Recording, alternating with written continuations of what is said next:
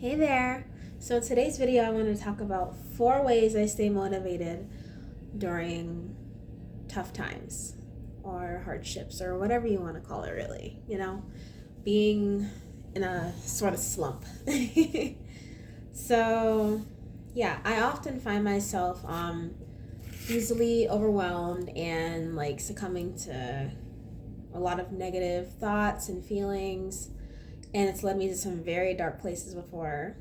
But over the years, I've sort of adapted and I've learned strategies to help me get out of it and bounce back, ready to take on the latest challenge or so to speak. So I wanted to share these strategies with you if you don't mind. Um, I hope these tips help you in some way, how they've helped me sort of, whether you're like working or in school or whatever. In my case, it was both. Um, but now I'm just, as I said in my first video, just doing school, so staying at home. And also, doing all these things while also trying to balance personal growth and development. So, yeah, let's get into it. So, my first tip is rest. Guilt-free rest. I cannot stress enough the guilt-free part. That is essential. I don't know how to beat a dead horse, but like I'm not trying to, but like it's so core to everything.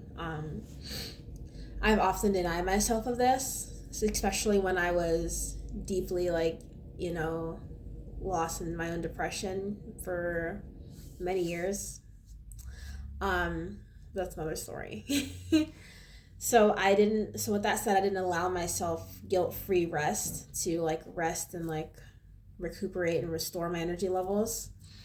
And I do feel like some of us may need that extra rest more than others do, especially when you're caught in such a bad place, whatever's going on in your situation. So whenever I did rest, I would carry a lot of guilt of all things that I should be doing instead. I don't know if you guys can relate to this, let me know in the comments. But I definitely have carried guilt of like, oh, I should be doing this. I should be getting up and, like changing the cat litter or cooking dinner or planning out my meals or doing my makeup or talking to my friends or family. So many other things, that was hard for me to accomplish when I was just kind of, just not doing so hot. Not doing so hot.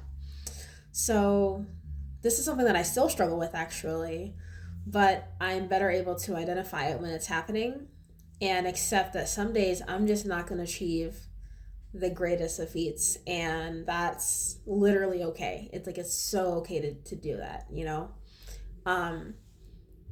I'm human, I'm not superhuman, at least not every day, So yeah, that tip would just be, get your rest in guilt free and, take small wins, which kind of leads to my next point, which is celebrating small daily victories.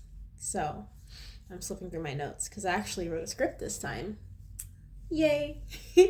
So celebrate small daily victories, even if it's just getting out of bed, like even if it's just getting out of bed. That is so underrated because there was times in my life where I just spent the entirety of a day in bed. That's like my whole day.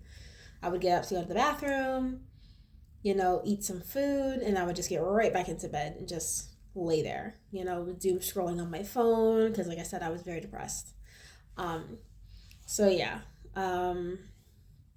yeah, even if it's just getting out of bed, like that is such a win. At least in my book, it is. So even if you just got out of bed, just know that to me, you did great today. That was amazing, and I'm proud of you for that. So, with that said, other things that are also challenging, like even if you just like ate food that day, that's a good thing.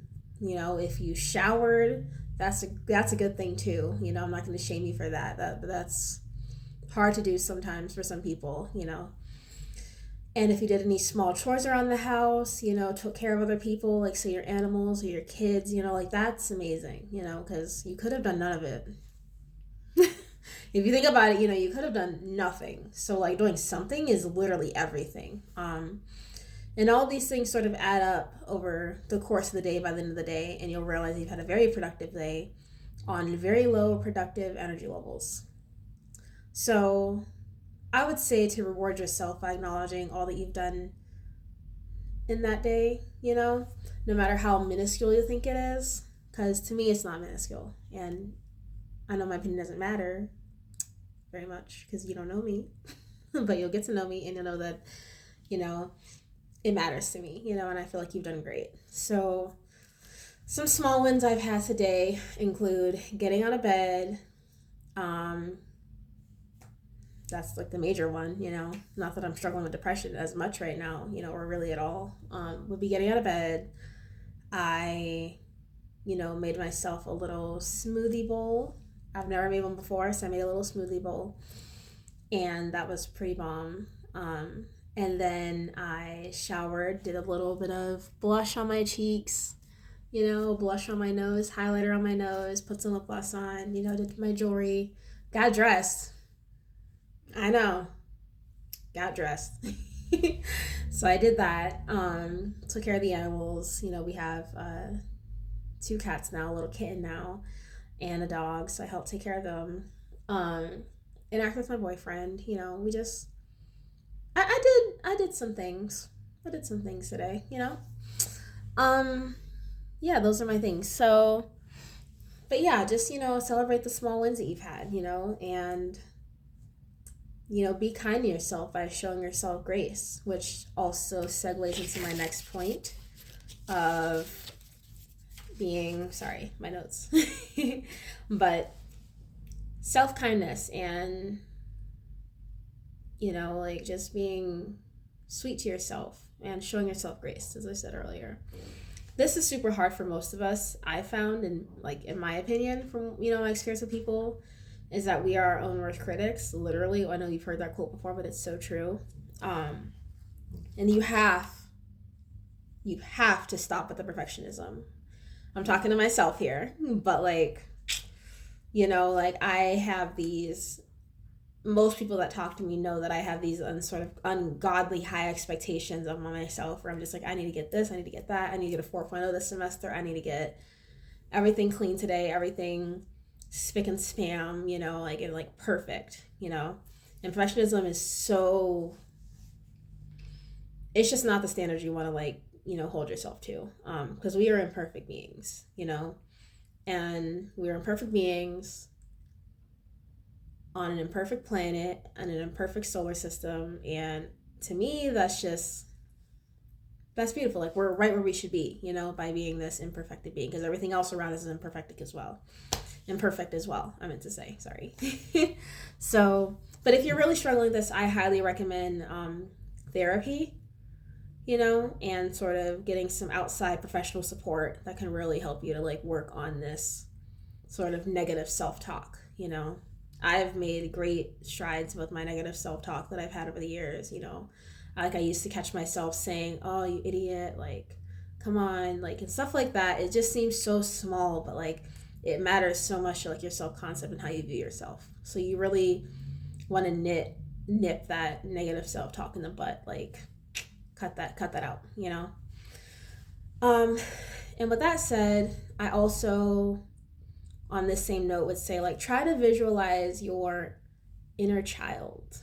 I'm sure some of you have heard that before, or a lot of you, but I heard this years ago when I was probably maybe 20, I guess. I want to say around the age of 20. I was on YouTube, and it was like a whole video of like your inner child, and what I grasped from that was just like, essentially just like, how do I word this? Like, I visualize the younger me, I guess, I visualize the younger me, and me saying things like, you're stupid, you idiot, like stuff like that. I want that said to child me. So why would I say that to adult me or present me, the current self that I am right now, I feel like that all adds up.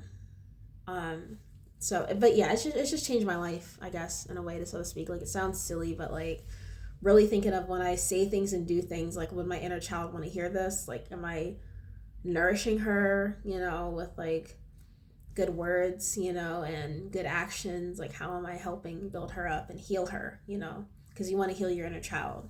My inner child went through a lot and heard a lot of like negative things, was told a lot of negative, nasty things, and I'm working on like undoing that, so I don't carry that with me, as I'm going throughout life.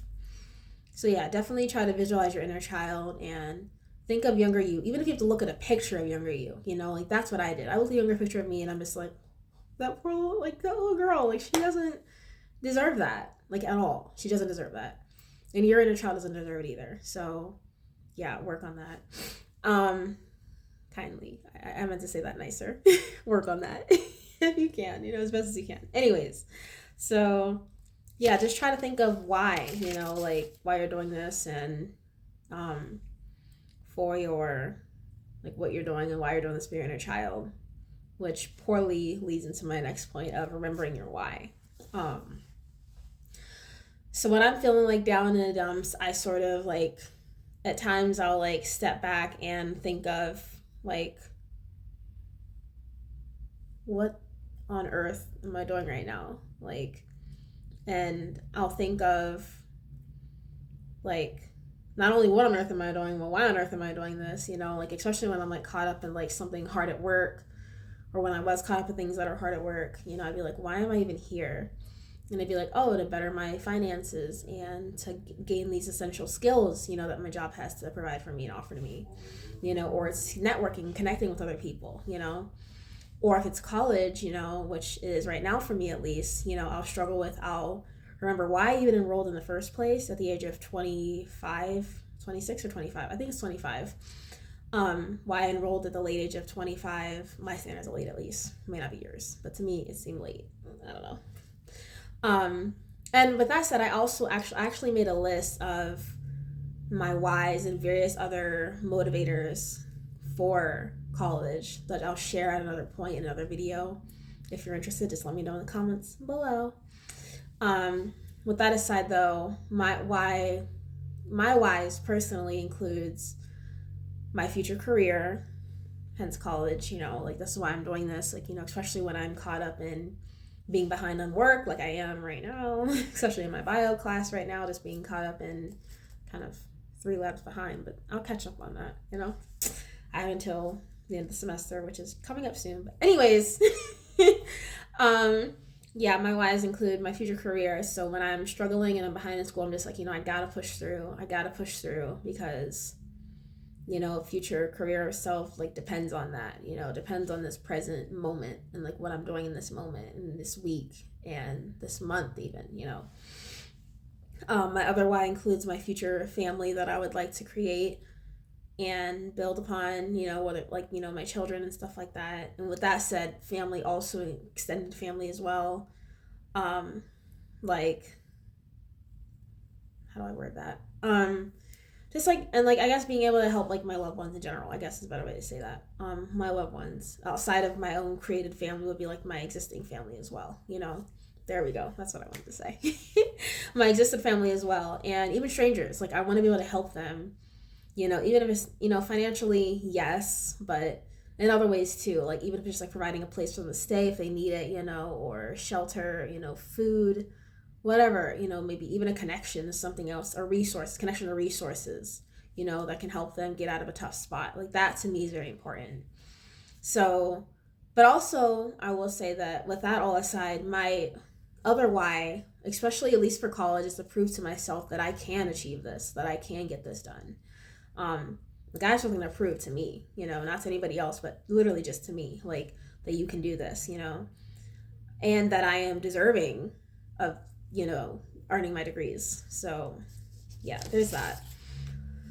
So, with all that said, those are my 4 main tips. And through,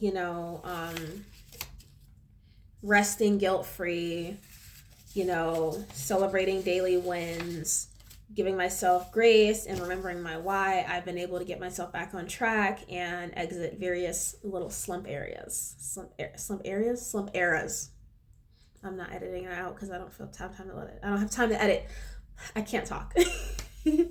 So yeah, you don't always have to operate 110%. You know, even on like the hardest of days, that 10% of effort can translate over to 100%, especially when all you had to give that day was that 10%. To me, that makes sense. You know, maybe not to you.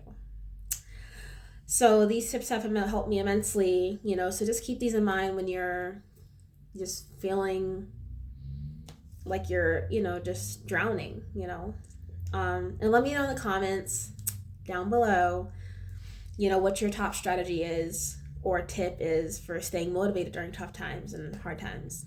I'd love to hear. I read all my comments, so, you know, I just love to hear from you guys. So, but thank you for watching this video and making it to the end if you did. And be sure to like and subscribe. Thank you.